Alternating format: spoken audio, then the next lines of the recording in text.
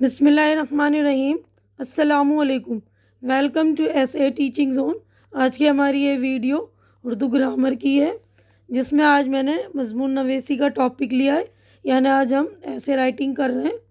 تو آج کے ایسے رائٹنگ کا ٹاپک ہے تعلیم میں نسواں، یعنی عورتوں کی تعلیم، ہے نا، یا اس کا ٹاپک یہ بھی ہو سکتا ہے عورتوں کی تعلیم کی اہمیت یا عورتوں میں تعلیم کی اہمیت۔ تو اس طرح کے کسی بھی ٹاپک پہ آپ کو ایسے آئے گا تو اس طرح کا ہم ایسے لکھ سکتے ہیں۔ تو مضمون لکھنے کے لیے میں نے آپ کو اس سے پہلے بھی ویڈیو بنا دی اور بتا دیا ہے کہ کس طرح ہم مضمون لکھ سکتے ہیں۔ تو مضمون لکھنے کے جو بیسک رولس یہ ہیں کہ ہمارے تو ہر اسکول میں جو مضمون تو لکھنا سکھایا ہی جاتا نا، لیکن شروع میں بچے جب چھوٹے ہوتے ہیں، چھوٹی کلاسز میں تو بچے مضمون لکھنے میں گھبراتے ہیں یا رٹ کر لکھنے کی کوشش کرتے ہیں۔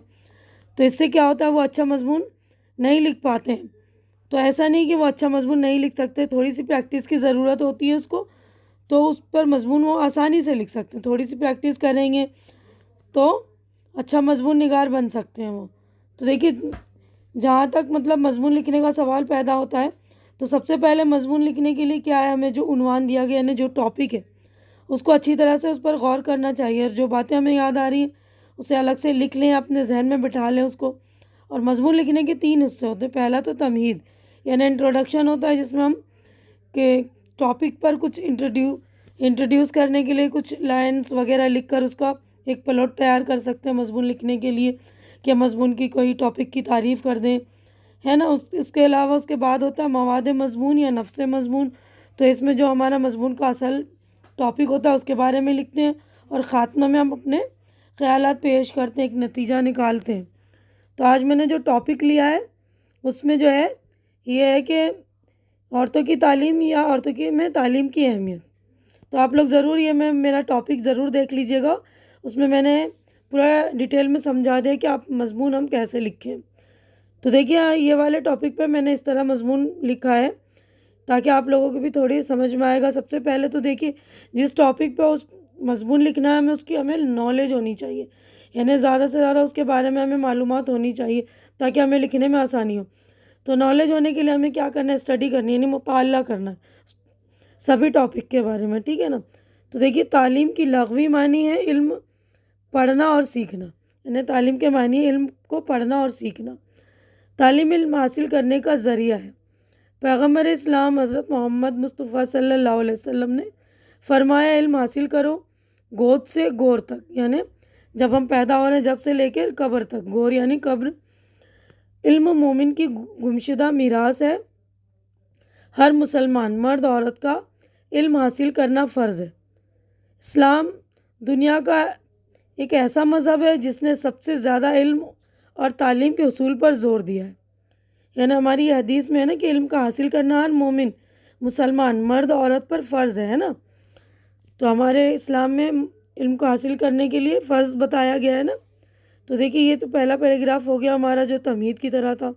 اس کے بعد مرد ہو یا عورت دونوں کے لیے تعلیم ضروری ہے، کیونکہ دونوں برابری کی بنیاد پر سماج کا اہم حصہ ہیں۔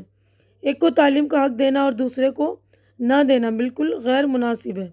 کچھ لوگوں کے مطابق تعلیم عورتوں کے دوسرے کاموں میں رکاوٹ پیدا کرے گی، یعنی عورتیں تعلیم حاصل کریں گی تو دوسری چیزیں گھر کے کاموں وغیرہ میں وہ رکاوٹ ڈالیں گی۔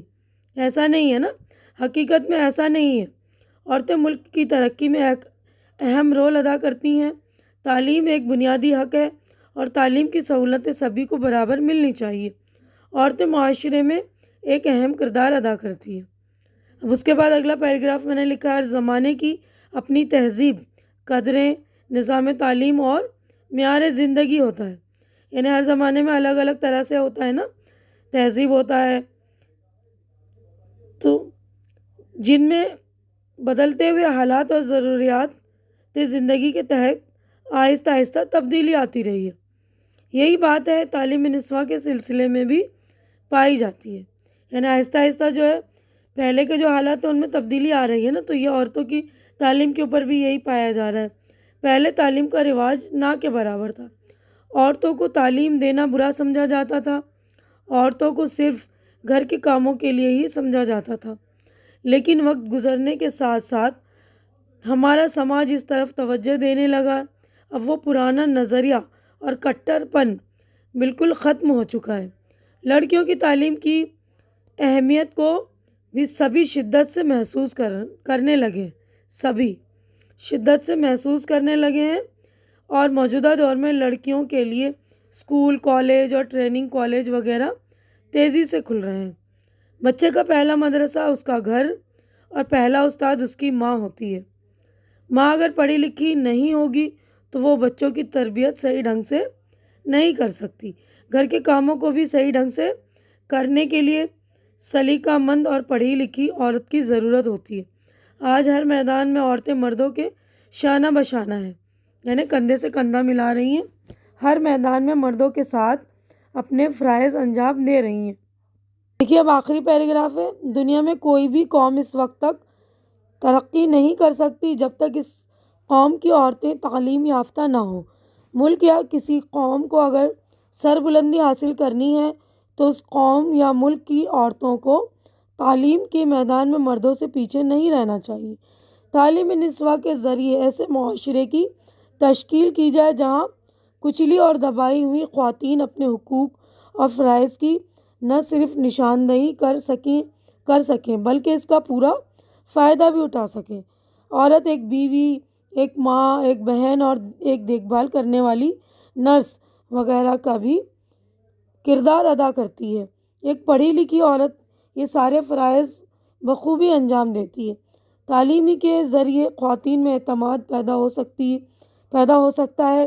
اس لیے عورتوں کی تعلیم اتنی ہی ضروری ہے جتنی مردوں کے لیے، تاکہ عورتیں اپنے حقوق اور فرائض سے بہتر آگاہ ہو سکیں۔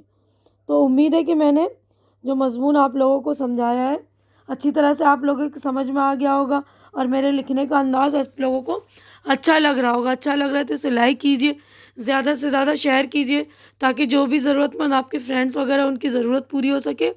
اور میرے چینل کو سبسکرائب کر کے آپ لوگ میری بھی حوصلہ افزائی کیجیے، میری ہیلپ کیجیے، کیونکہ میرے چینل کو سپورٹ کی بہت زیادہ ضرورت ہے۔